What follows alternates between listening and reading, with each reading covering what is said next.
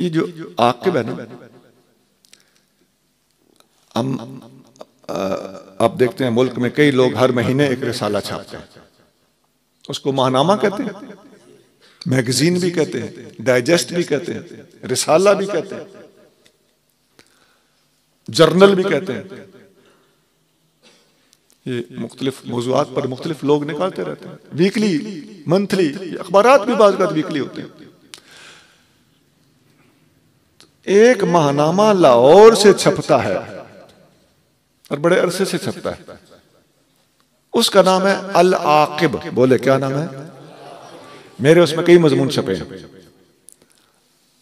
हमें पता होना चाहिए ये रिसाला कौन निकालता था। आकिब का माना आखिरी, ये हुजूर के खत्म नबूवत के पेश नजर आकिब नाम का रिसाला साल हा साल से छपता आ रहा है। इस रिसाले को कौन छापता था, हर महीने कौन निकालता था? उसका नाम अल्लामा खादिम हुसैन रिजवी है। लोग समझते हैं कि इनको 2016 में कोई दौरा पड़ा है, नहीं, अल आकिब साल हा साल से निकल रहा है। तकरीबन, अल्लाह गलत ना कराए यार, 10 साल पहले तो मेरा मजमून उसमें छपा था। मेरा एक मजमून था, हेरा फेरी नहीं चलेगी। क्या नाम है? हेरा फेरी नहीं चलेगी। ये कादियानियों के खिलाफ मेरा एक मजमून है। ये पाकिस्तान के बड़े बड़े रहनुमाओं में शाया हुआ था। तो अल आकिब किबला रिजवी साहब रहमतुल्लाह अलैह के रिसाले में भी छप चुका है। तो अब आपको दो मसले हल हो गए। रिजवी साहब खत्म नबूवत पर काम कर रहे हैं, एक कर रहे थे, करते हुए गए।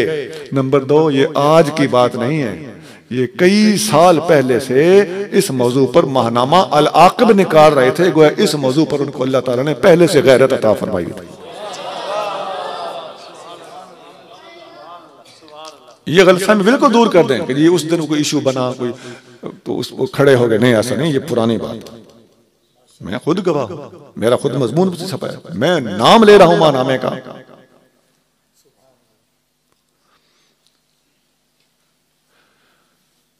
उस मर्द खुदा ने जितना काम किया है,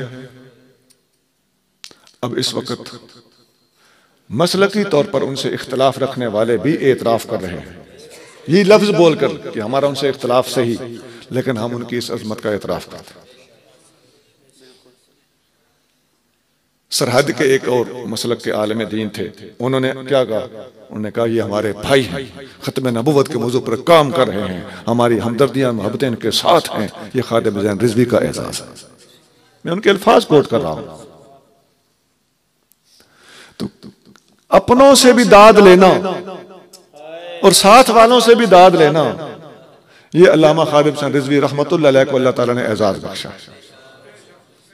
ये मौजू ही ऐसा है, खुदा की अजमत की कसम, आप सारों से मैं दरखास्त करता हूँ, आप खत्म नबूवत पर काम करें, इंशाअल्लाह जिस तरह खादिम हुसैन रिजवी को अल्लाह ने कबूल किया, यही मकबूलियत आपके से बच्चे बच्चे को अल्लाह अता फरमाए। इस मौजू पर काम करना चाहिए।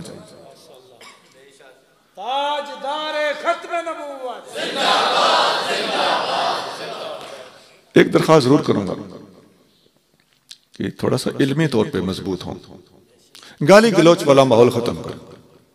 बहुत दौर बदल चुका है, लोग सिर्फ और सिर्फ ये जो है ना कि मिर्जे पे लानत बेशुमार, ऐसा है, ये हकीकत है, कोई झूठ नहीं है। वो जिसका हकदार है उसको वही मिलेगा, लेकिन सिर्फ यहां तक बस ना हो, इल्मी बात करें। जो मैंने आपने सामने गुफ्तगू पेश की है, वल्लाहि लज़ीम कोई भी कादियानी सूझबूझ वाला अगर ये गुफ्तगू सुनेगा, अगर मान न गया तो कम अज कम उसका सर दर्द करना शुरू कर देगा, रात को उसकी नींद उड़ जाएगी, वो सोचों में पड़ जाए। मैंने बहुत इल्मी संजीदा गुफ्तगू की। तो इस तरह की गुफ्तगू को पसंद किया करें। हमें स्टेज पर बैठकर ये फिक्र नहीं होनी चाहिए कि हमारी आवाम को पता नहीं है पसंद भी आएगा कि नहीं। आप अल्लाह के घर में हम आते हैं तो दीन सीखने आते हैं, थिएटर देखने नहीं आते। सिर्फ और सिर्फ जो ना एक हाथ चुकते, दो हाथ चुकते, अब सिट, अब स्टैंड। मैं आज बड़ा खुश हूँ, बच्चे ने नाते पढ़े, माशाअल्लाह, अल्लाह ताला अजर अता फरमाए। मैंने खुद हौसला अफजाई की है, जो मुझे 5-10 रुपए मुझे तौफीक थी, दिल से की है, दिल ने गवाही दी है कि ये ठीक।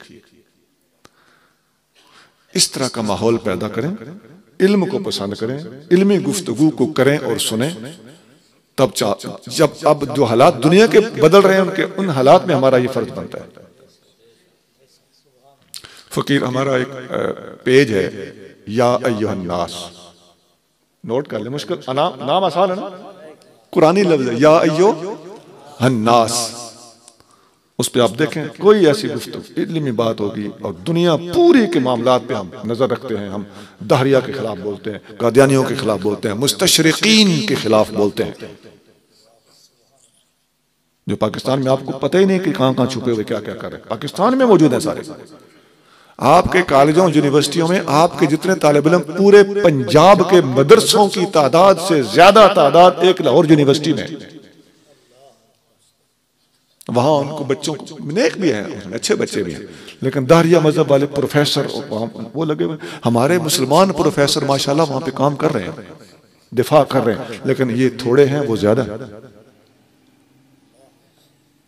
वो बाहर से स्पॉन्सर्ड है। तो इन हालात में हमें निहायत इल्मी और मजबूत होना होगा। हजरत अल्लामा खादिम हुसैन साहब रिजवी रहमतुल्लाह अलैह 55 साल की उम्र में फौत हुए। हजरत मुहद्दिस आजम मौलाना सरदार अहमद रहमतुल्लाह अलैह की उम्र मुबारक तकरीबन इतनी थी। हजरत इमाम गजाली रहमतुल्लाह अलैह की उम्र 55 साल थी जब वो फौत हुए, और ये देखा जाए तो थोड़ी सी उम्र है। 90 साल के होकर भी उलमा फौत हुए हैं, बड़ा बड़ा काम किया है, लेकिन इस बंदे ने 55 साल, अब मैं 63 साल का हूं, मुझसे छोटे थे उम्र में, बड़ा प्यारा ताल्लुक था, मोहब्बत थी, दोस्ती थी, लेकिन जो वो काम कर गए वो हम ना कर सके। फिर मुझे उनका ज्यादा तो शायरी का मेरे इल्म में नहीं आया कि वो शायरी करते थे कि नहीं। अलबत्ता आप अगर गलत मतलब ना लें तो मैं उनको एक शेर सुनाने लगा, उनका लिखा हुआ शेर, अल्लामा खादिम हुसैन रिजवी का, लेकिन वो चूंकि मेरे बारे में उन्होंने लिखा था इसलिए मैं डर रहा हूं कि कोई ये ना समझ ले कि अपनी तारीफें करने बैठ गया। नहीं, अल्लाह ताला पनाह अता फरमाए।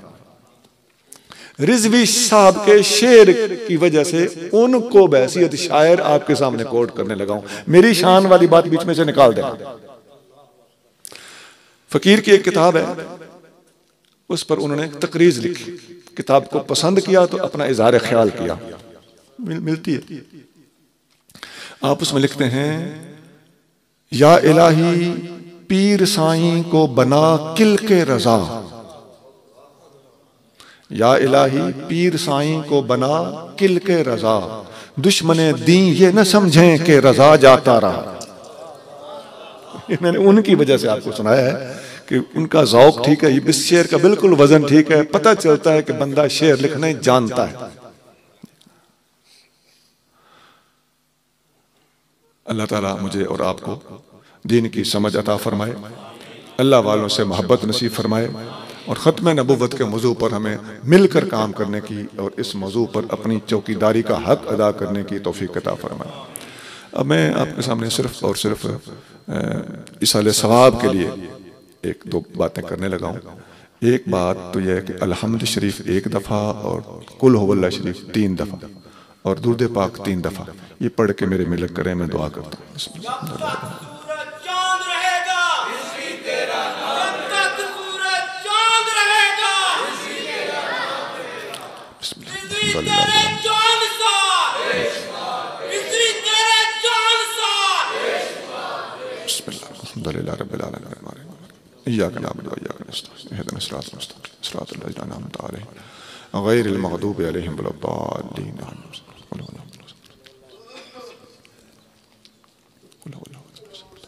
लम यलिद वलम यूलद वलम यकुन लहू कुफुवन अहद।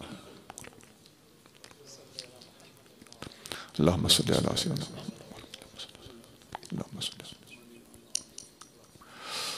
मेरे मिलक करने सारा कलाम कबूल, अल्लाह कबूल फरमाए। अल्लाह करीम जो कलाम पाक सब ने पढ़ा है इसका सवाब, जितनी महफिल तिलावत नात बयान सब कुछ हुआ इसका सवाब हुजूर नबी करीम रऊफ़ुर रहीम सल्लल्लाहु अलैहि वसल्लम की बारगाह में पेश करते हैं, इसे कबूल फरमा। आप सल्लल्लाहु अलैहि वसल्लम के तफ़ैल तमाम अंबिया इकराम, सहाबा इकराम, अहले बैत अतहार, तमाम सलासिल के औलिया, हुजूर गौसे आज़म शेख अब्दुल कादिर जीलानी कुतुब रब्बानी, खुसूसन इसका सवाब हमारे मोहतरम बुजुर्ग भाई और एक नामवर अमीरुल मुजाहिदीन शख्सियत हज़रत अल्लामा शेखुल हदीस खादिम हुसैन साहब रिजवी रहमतुल्लाह अलैह के रूह को पहुँचा। अल्लाह करीम रिजवी साहब के वालिदैन, मशाइख, असातिज़ा, उनके दोस्त, अहबाब, तअल्लुक़ वाले, मोहब्बत वाले, सबके अरवाह को इसका सवाब पहुँचा। जितने मुसलमान यहाँ आए बैठे हैं, इनके घरों से किसी के माँ बाप, किसी के उस्ताद, किसी के बहन भाई, किसी के रिश्तेदार, किसी के मुर्शद दुनिया से चले गए हों, सबको इसका सवाब पहुँचा। हज़रत आदम अलैहिस्सलाम से लेकर अब तक फौत होने वाले हर मुसलमान जिनका पीछे है या नहीं है, सबकी रूहों को इसका सवाब पहुँचा। बतौर ख़ास हज़रत मुजाहिदीन के दर्जात को बुलंद फरमा, हमारी दुआओं को उनके हक़ में कबूल फरमाते हुए उन्हें नबी करीम सल्लल्लाहु अलैहि वसल्लम का मज़ीद क़ुर्ब नसीब फरमा, और नबी करीम सल्लल्लाहु अलैहि वसल्लम के ख़त्म नबुव्वत के मौजू पर हम सबको दीनी गैरत का जज्बा अता फरमा। सल्लल्लाहु तआला अला हबीबिही सय्यिदना मुहम्मद व आलिहि व सहबिही। औज़ु बिल्लाहि मिनश शैतानिर रजीम। बिस्मिल्लाहिर रहमानिर रहीम। ज़िक्र होगा थोड़ा सा, सिर्फ चंद मिनट लगेंगे। मेरे पीछे पीछे पढ़िए। ला इलाहा इल्लल्लाहु, ला इलाहा इल्लल्लाहु, ला इलाहा इल्लल्लाहु, ला इलाहा इल्लल्लाहु, ला इलाहा इल्लल्लाहु मुहम्मदुर रसूलुल्लाह सल्लल्लाहु अलैहि वसल्लम। इल्लल्लाहु इल्लल्लाहु इल्लल्लाहु इल्लल्लाहु इल्लल्लाहु मुहम्मदुर रसूलुल्लाह सल्लल्लाहु अलैहि वसल्लम। अल्लाहु अल्लाहु अल्लाहु अल्लाहु अल्लाहु जल्ल शानुहु अम्मा नवालुहु। अल्लाहु रब्बी जल्ल व अला शानुहु हू हू हू हू हू हू हक ला इलाहा इल्लल्लाह मुहम्मदुर रसूलुल्लाह सल्लल्लाहु अलैहि वसल्लम। दुरूद पाक पढ़ें। अल्लाहुम्मा सल्लि अला सय्यिदिना मुहम्मद व अला सल्लल्लाहु अलैहि हबीबी मुहम्मद व आलिहि वसल्लम, सल्लल्लाहु अलैहि हबीबी मुहम्मद व आलिहि वसल्लम बिरहमतिका या अरहमर राहिमीन। दें जी बिस्मिल्लाह। ये साथी ने मुझे किताब पकड़ाई है जी। इस किताब का नाम है जामिउल इस्लाम। बोलिए क्या नाम है? ये छोटी सी किताब आपको नजर आ रही है, ज्यादा बड़ी नहीं। इसके अंदर 6 हिस्से हैं छोटे छोटे।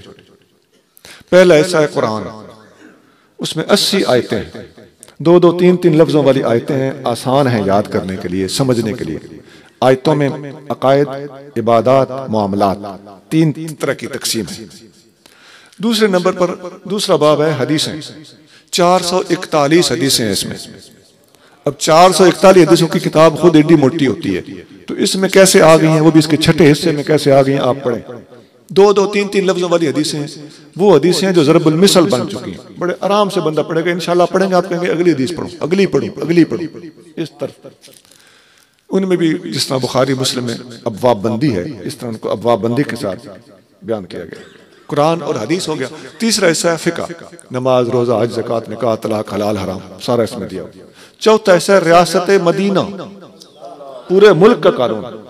आप पढ़ें इंशाअल्लाह ताला 18 सफ़ों में पूरे मुल्क का कानून है, ना हो तो शिकवा करना। कोई नहीं कह सकता कि अब हमें मौलवी लिख के नहीं देते, लिख कर दे दिया। मैंने ये मजमून एक जज को पढ़ाया है, उन्होंने मुझे अच्छे मशवरे भी दिए। एक वकील को पढ़ाया, एक प्रोफेसर को पढ़ाया, एक पीर साहब को पढ़ाया, एक कर्नल साहब को पढ़ाया। कर्नल साहब मेरे दोस्त, मैं खुद फौजी रिटायर्ड। मैंने सब अच्छी तरह कैलकुलेट खड़का के मुरतब किया। 5वां मजमून है सीरतुन नबी, नबी करीम सल्लल्लाहु अलैहि वसल्लम की सीरत। 28 सफ़ों पर सीरत है।